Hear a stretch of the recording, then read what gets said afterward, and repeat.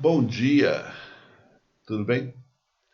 Eu sou o pastor Gilberto e nós estamos nos nossos devocionais diários. E essa semana a gente vai trabalhar numa série chamada Quando Fugir Não É a Resposta. Nós olhamos umas semanas ou duas atrás sobre nosso uh, José. E esse personagem, ele dava, o conselho dele era para fugir. Mas fugir do quê?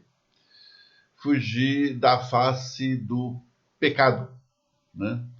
E não fugir daquilo que é sua responsabilidade diante de Deus, considerando que Deus está com você. É uma linha tênue, talvez, para alguns de nós, e certamente o é em alguns momentos até para mim, mas a fuga do pecado é algo que vai impedir que você então atravesse a rua e faça aquilo que você não deveria fazer. Quando essa fuga que Davi está investindo aqui é outra. Então vamos lá, vamos olhar para o texto, vai ficar mais fácil a gente entender isso. O nosso texto é em Salmos, capítulo 11. Né? Nós vamos ver o capítulo inteiro e nós vamos falando em cada momento sobre o que nós estamos falando. E a pergunta para nós respondermos hoje é: quem manda?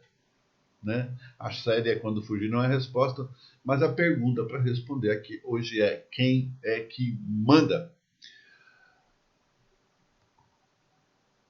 Esse salmo foi escrito por Davi quando Saul o perseguia. Né? A gente conhece bem a história, se você está familiarizado com a Bíblia, você conhece bem a história. Saul era o rei, e aí, por causa das bobagens que Saul fez, Deus tira o reinado de Saul e dá a Davi. Davi era um jovenzinho ainda, e a coisa não se concretiza na realidade. Por quê? Porque Saul era o rei efetivo, né?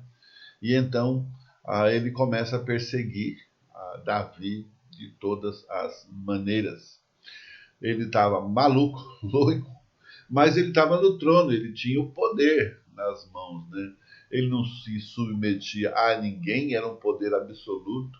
Ele estava acima da lei, alimentado por mentiras daqueles que estavam ao seu redor, oprimia, matava, era o que ele fazia melhor.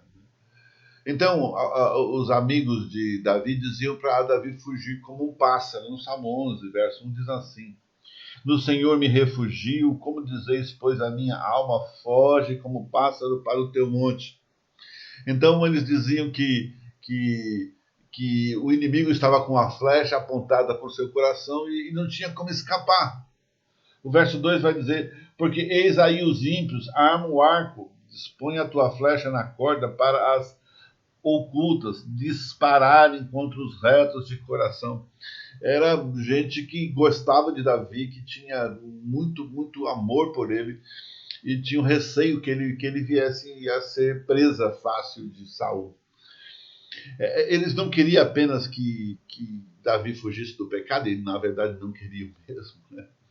Numa outra situação lá na frente, a gente vai ver aquela situação de Davi com Betseba. Ele estava lá passeando no castelo enquanto o povo estava em guerra. Assim, ali ele tinha que fugir do pecado mesmo, porque o pecado estava diante dele. Mas aqui a situação é diferente, não é? E ele ainda é confrontado com os fundamentos que estavam destruídos. O verso 3 vai dizer o seguinte: Ora, destruídos os fundamentos, que poderá fazer o justo? O que ele está dizendo aqui é o seguinte: não tem mais verdade absoluta. A verdade é aquela que Saul quer. Ele é o rei, ele é o manda-chuva aqui. Né? Então os valores morais estavam arrasados desde o fundamento. Não tem mais certo e errado, bem e mal. Ele fazia o que queria. Não havia quem recorrer, os juízes corrompidos, a sociedade corrompida. Todo o Estado, toda a estrutura do Estado de Israel estava aparelhada para o mal. Parece um lugar que a gente conhece aqui, né? Justiça inexistente, cenário cinzento. Aqueles que só olhavam para as circunstâncias disseram para Davi: Davi, some daqui. Né? E Davi, então, ele é obrigado a olhar a situação que ele está vivendo e tomar uma decisão. E qual é a pergunta? Quando fugir não é a resposta, se você pode confiar em Deus.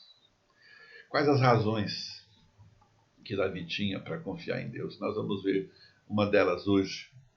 No verso 4, ele vai dizer o seguinte: o Senhor está no seu santo templo, nos céus tem o Senhor seu trono, seus olhos estão atentos, as suas pálpebras sondam os filhos dos homens. Os homens, por mais truculentos e poderosos, não estão no controle da história. Se eu for olhar agora, né, eu vou lembrar rapidamente de Hitler. Ele chega como dono, Deus Todo-Poderoso, e vai embora como um cachorro.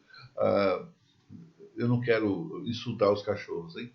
Mas como um animal que perde a bolinha. Eles sobem ao poder, mas eles descem. Todo déspota, todo terrorista da vida, ele chega, mas ele não se mantém. Deus levanta reis e destrona reis. Davi tinha que confiar nisso. Eu tenho que confiar nisso. Você tem que confiar nisso. E nós estamos numa democracia e nós precisamos olhar os resultados daqueles que estão sendo colocados numa posição de comando. E eles tanto chegam como vão embora. Tantos quantos eu vi passar na vida desse país desde que eu consigo entender um pouquinho sobre isso. Seu trono é eterno. De quem? O de Deus. E o seu poder é irresistível. Ninguém pode desafiar sua soberania e prevalecer. Deus é soberano e está atento ao que acontece na Terra. Irmão, querido, você e eu não estamos sozinhos no universo. Não estamos num planetinha azul no meio do nada. Os olhos do Senhor sondam os filhos dos homens. Ele vai olhando e vai vendo. Deus está aqui. Continue orando, continue crendo. O grande apelo cristão, irmão, não é para carregar uma Bíblia debaixo do braço. O grande apelo cristão não é para que você seja rico, poderoso, necessariamente. Até pode ser, nada de errado, né? Mas o grande projeto de Deus é que nós sejamos capazes de vestir essa camisa e viver como se fôssemos exatamente aquilo que Deus quer. E podemos ser. Capazes de prevalecer no meio da escuridão, das trevas, e mantermos a luz. Por menor que essa luz seja no primeiro momento, ela vai ser a única referência para muitos. Lembra, eu falei no culto do domingo à noite, se você pode assistir, que eu e você como cristãos, a gente tem que ter essa visão, né? Eu vou dizer aqui da Disney, né? Mas na verdade não é da Disney. É de Deus, né? Eles usam e eu quero usar isso como elemento de contraponto.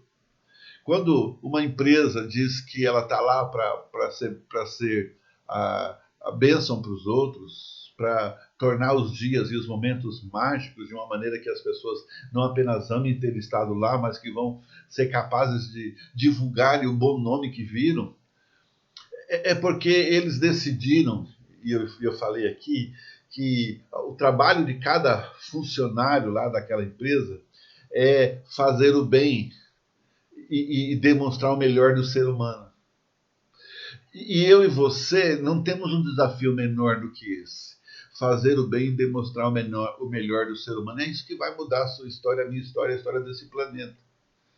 Até que Deus ponha um rei bom que nos edifique como um todo. Mas sempre vamos ter esses conflitos. Aqueles que maquinam mal e colocam em prática podem escapar dos homens. Mas jamais pode se esconder daquele que tudo sabe, tudo vê e a todos sonda. Assim como Davi, querido, eu e você precisamos entender quem é que está no trono. Então fugir não é a resposta, porque eu posso confiar em Deus. eu quero concluir dizendo o seguinte: por mais que o mal tenha sua presença, os homens maus sofrerão a ira de Deus. Que Deus te abençoe, que você decida-se a fazer aquilo que lhe cabe, como cristão que você é, ou que está tentando ser, ou tentando entender, e que isso lhe seja agradável para a glória de Deus, em nome de Jesus. Amém e amém. Até amanhã, com a segunda parte desse projeto, que é quando fugir não é a resposta, se você pode confiar em Deus. Deus te abençoe, querido.